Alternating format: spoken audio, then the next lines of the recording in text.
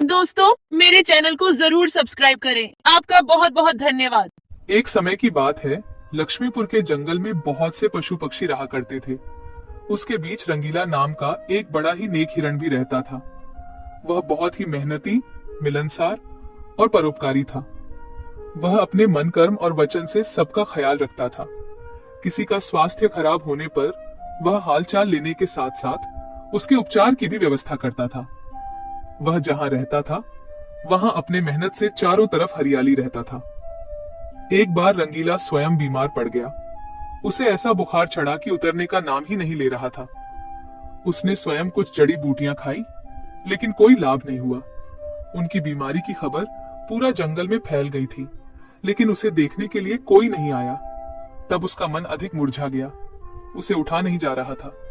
फिर भी वह उठकर थोड़ा आगे आया और उसने देखा कि दो हिरण उनके इलाके में आ गए थे। वह उनके बड़ी बड़ी हरी हरी घास खा रही थी। उन्होंने जब रंगीला को देखी तो मुस्कुराने लगी। अरे रंगीला, कैसी है तुम्हारी तबीयत? हम लोग तो तुमसे ही मिलने आए हैं, तुम्हारा हालचाल जानने आए हैं। हाँ रंगीला, मैंने सुना तुम्हारी तबीयत बहुत खराब है, तो हमसे रहा नहीं गया, इसीलिए चले आए हैं। अब बताओ, कैसी तबीयत है तुम्हारी? तबीयत में कुछ सुधार नहीं आया है, अब कोई दूसरी दवा लेनी पड़ेगी। हाँ हाँ, अच्छी दवा लेना और अपनी ख्याल रखना। अब तुम आराम करो, हम चलते हैं। रंगीला मुड़कर अपनी घर के तरफ चला गया और इधर दोनों हिरण फिर से रंगीला के इलाके के हरे हरे घास खाने लगी। हमने इस जगह के बारे में जितना सुना था उससे कहीं ज्यादा पाया। रंगीला ने बड़ी मेहनत से ये गुलशन सजाया है। चारों तरफ हरियाली ही हरियाली है। देखकर और खाकर तबीयत खुश हो गई। अभी पेट भरकर खा लेता हूँ, फिर कल रंगीला से मिलने के बहाने आ जाऊंगा। हमें रंगीला से क्या काम, हमें तो यह हरियाली खींच लाई है। चलो, हम फिर कल आएंगे रंगीला से मिलने के बहाने।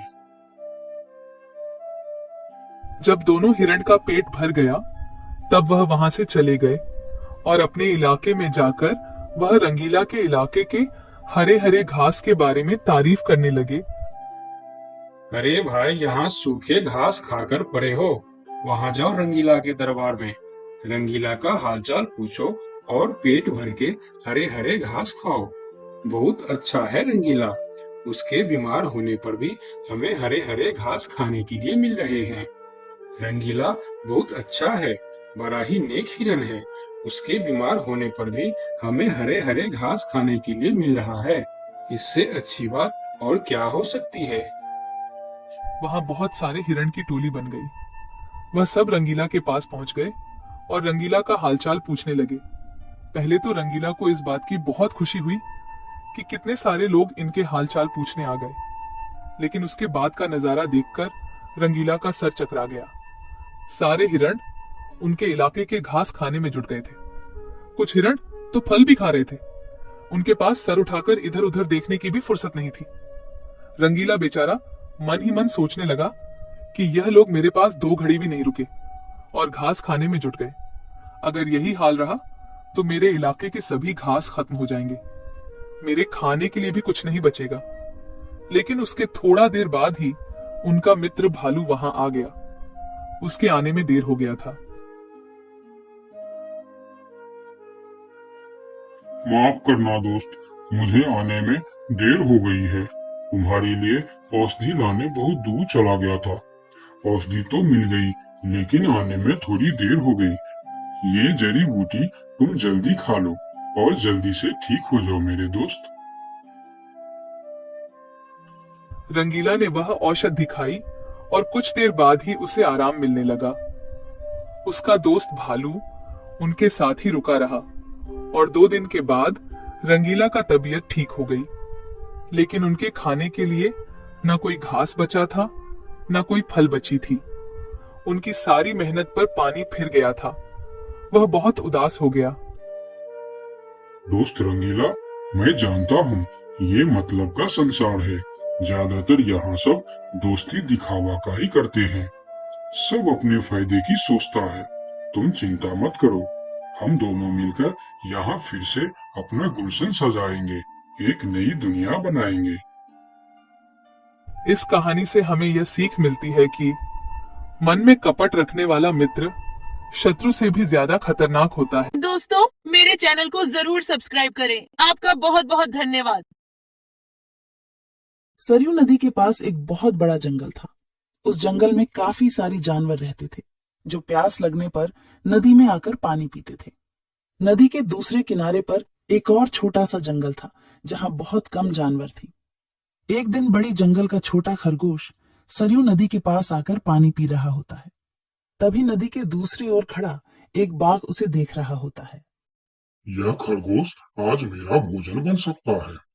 वैसे भी मेरे जंगल में अब शिकार करने लायक जानवर बचा भी नहीं है। क्यों न मैं नदी के उस पार वाले जंगल में जाकर शिकार करूं। और वैसे भी वह जंगल बहुत बड़ा है और वहां का शेर भी मूर्ख और शाकाहारी है। पता नहीं ऐसे शेर मर क्यों नहीं जाते।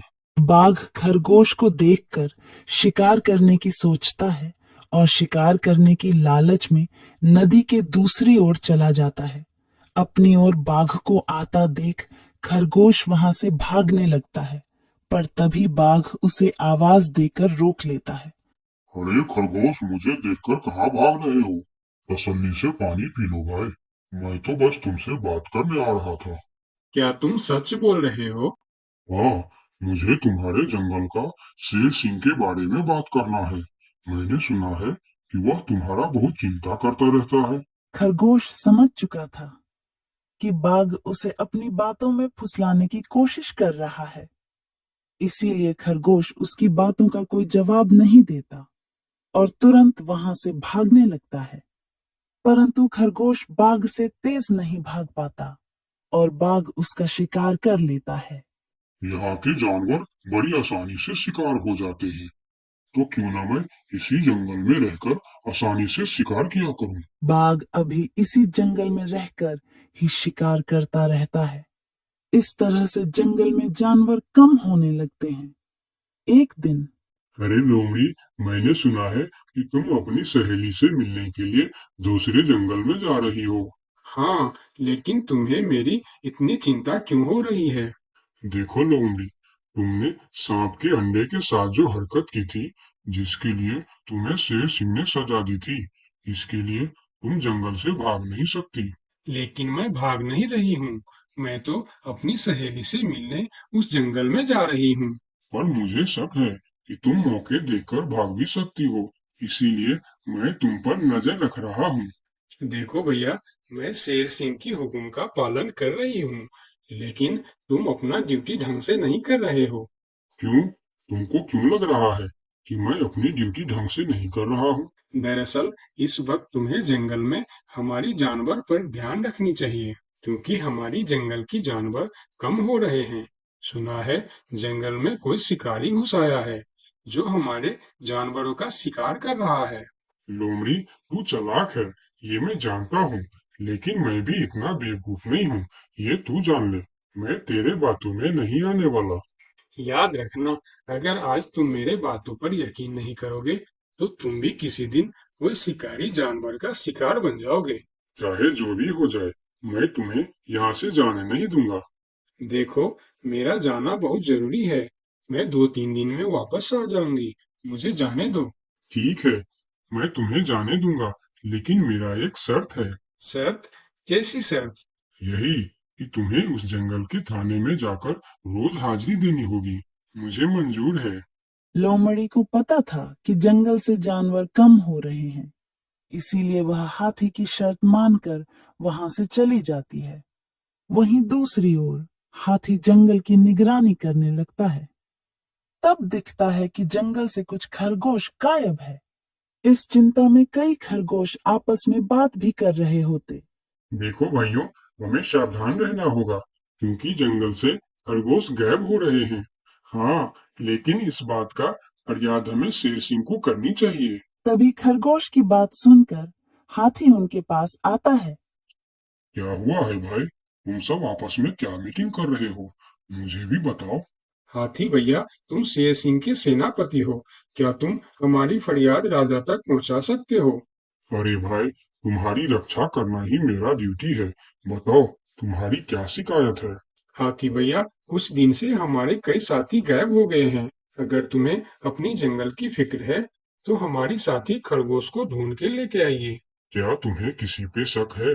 हम सिर्फ इतना जानते हैं कि जो खरगोश गायब हुए हैं, वह सब पानी पीने के लिए नदी के पास गए थे और तब से वापस नहीं आए हैं। और वो लोग गायब कितने दिन से हो रहे हैं? पिछले कई दिन से एक एक करके खरगोश गायब हो रहे हैं हाथी भैया। खरगोश की बात सुनकर अब हाथी को भी लोमड़ी की बात पर यकीन हो जाता है। लोमड़ी भी यही कह रही थी कि जंगल में कोई शिकारी आया है। हाथी वहां सोच ही रहा होता है कि तभी वहां दो बकरी आती है। हे भगवान, अब क्या होगा? कौन बचाएगा हमें? अरे बकरियां, क्या हुआ है तुम्हें? क्यों रो रही हो? हाथी भैया, अच्छा ही हुआ जो आप हमें यहीं मिल गए। हम शेर सिंह के पास शिकायत करने जा रही थी। तुम भी शिकायत करना चाहती हो? हाँ। आखिर तुम लोगों का क्या तकलीफ है? हाथी भैया, कुछ दिन पहले कुछ खरगोश जंगल से गायब हुए थे और अब बकरियां भी गायब हो रहे हैं। लगता है कोई शिकारी हमारे जंगल में घुस आया। पूरा जंगल इसी बात से परेशान था कि आखिर उनका शिकार कर कौन रहा है।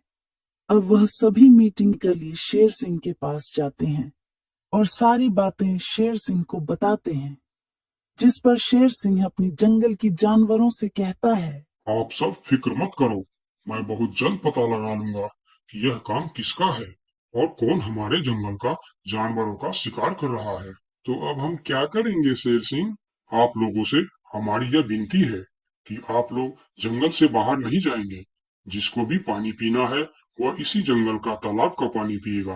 महाराज, आपका ये हुक्म हमें कब तक पालन करना होगा? एक बार बस मैं उस शिकारी को पकड़ लूं, उसके बाद आप लोग जंगल से बाहर जाकर भी पानी पी सकते हो। सभी जानवर शेर सिंह की बात मान जाता है और जंगल से बाहर जाना बंद कर देती है। 2 दिन बीत जाती है और जंगल से कोई भी जानवर गायब नहीं होता। उधर शिकार नहीं मिलने पर अब बाघ परेशान हो जाता है, क्योंकि 2 दिन से उसने कोई शिकार नहीं किया था। इतना बड़ा जंगल है, इतने सारे जानवर है, तो फिर यह कमबख्त जानवर पानी पीने के लिए बाहर क्यों नहीं आ रहे हैं? 2 दिन से मैंने कोई शिकार नहीं किया, भूख के मारे मेरी जान निकल रही है। लगता है अब शिकार करने के लिए नदी का किनारा छोड़ जंगल के अंदर जाना पड़ेगा। आखिर मैं भी तो देखूं, इस जंगल में सभी जानवर आखिर गायब कहाँ हो गए हैं। अब देखता हूँ मुझसे कैसे बचते हैं इस जंगल के जानवर। इतना बोलकर बाघ छुपकर जंगल के अंदर घुस जाता, जहां वह देखता है एक बकरी घास खा रही होती है। उस बकरी को घास खाता देख बाघ पीछे से उस पर हमला कर देता है और उसे मारकर अपने साथ जंगल से बाहर ले जाता है। ये सब एक दूसरी बकरी देखती रहती है। अच्छा, तो ये बात है। अभी मैं जाकर शेर सिंह को बताती हूँ। फिर बकरी सभी जानवरों को इकट्ठा करके शेर सिंह के पास पहुंचती है। महाराज, हमारे जंगल में दूसरे जंगल का बाघ घुस आया है और वही हमारे जंगल में शिकार कर रहा है। महाराज, वह बहुत तेज और बहुत दुष्ट शिकारी है। उसने हमारे सामने ही हमारे साथी को मार डाला, जो मैंने अपने आंखों से देख के आया हूँ। महाराज, अब आप कुछ कीजिए महाराज, नहीं तो हमारी प्रजाति खत्म हो जाएंगी। महाराज, अब कुछ करना ही पड़ेगा। अब आप कुछ कीजिए महाराज, नहीं तो हमारी प्रजाति खत्म हो जाएंगी। हाँ महाराज, अब कुछ करना ही पड़ेगा। सबकी बात सुनकर शेर थोड़ी देर सोचकर बोला। लोमड़ी कहाँ है? महाराज, वो नदी के उस पार वाले जंगल में गई है।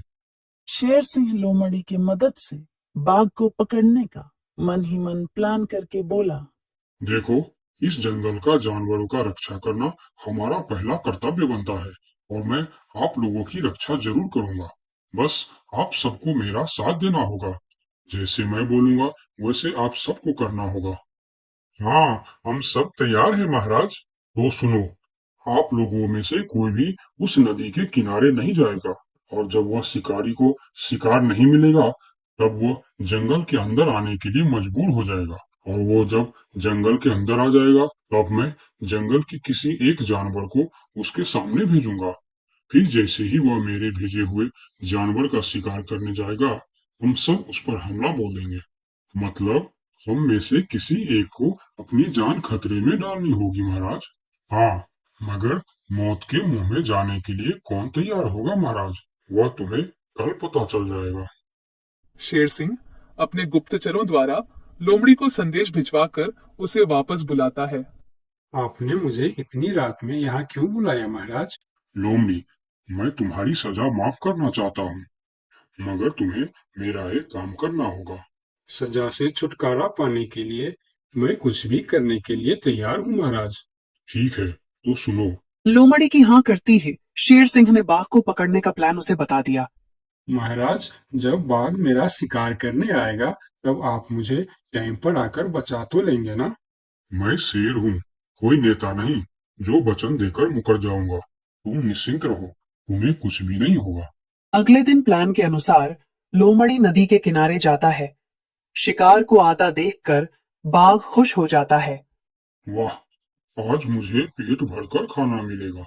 शिकार के नजदीक आते ही मैं उसे मार दूंगा। लोमड़ी डरते डरते नदी के किनारे पहुंच जाता है। हे भगवान, टाइम पर शेर सिंह को भेज देना। कैसी हो लोमड़ी? मैं ठीक हूँ बाघ भाई। अभी तो तुम ठीक हो, लेकिन थोड़ी देर बाद ठीक नहीं रहोगे। क्या मतलब? मतलब ये कि मैं अभी भूखा हूँ, और जब मैं भूखा होता हूँ तो किसी का भी शिकार कर लेता हूँ। इतना बोलकर जैसे ही बाघ लोमड़ी की तरफ जाता है वो शेर सिंह के जाल में फंस जाता है और वहां सारी जानवर आ जाता है। बाघ, तू शिकार के लालच में मेरे चंगुल में फंस गया है। अब तेरी कहानी खत्म। तुमने मुझे धोखा दिया शेर सिंह। जैसी करनी वैसी भरनी, मुहावरा तो तूने सुना ही होगा। बाघ, तू सबको धोखे से मारता था, इसीलिए मुझे तुम्हें भी धोखे से मारना पड़ा। मुझे माफ कर दो शेर सिंह, मैं हमेशा के लिए जंगल छोड़कर चला जाऊंगा। तूने हमारे जनता पर अत्याचार किया है, अब तुम्हें इसका हिसाब चुकाना पड़ेगा। साथियों, अपना बदला ले लो। शेर सिंह की आज्ञा मिलते ही सारे जानवर उस बाघ पर टूट पड़ता है। इस तरह से शेर सिंह अपने चालाकी और सूझबूझ से अपने जंगल के जानवरों की रक्षा करता है। इस कहानी से हमें यही सीख मिलती है कि धोखे का अंजाम धोखा ही होता है। जैसी करनी